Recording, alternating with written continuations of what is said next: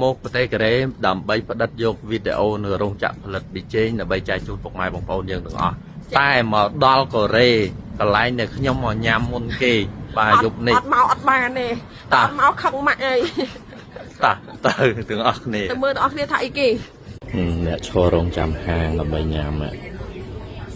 អធិស្ឋានទុកចំមុនប្រសិនបើវីដេអូនេះធ្វើឲ្យបងប្អូនរៀងឆ្កងអារម្មណ៍លើការហូបចុកដោយសារនេះគឺជាហាងថ្លើមឆៅពោះគោឆៅដែលល្បីនៅខេត្តយ៉ូជូប្រទេសកូរ៉េខាងត្បូង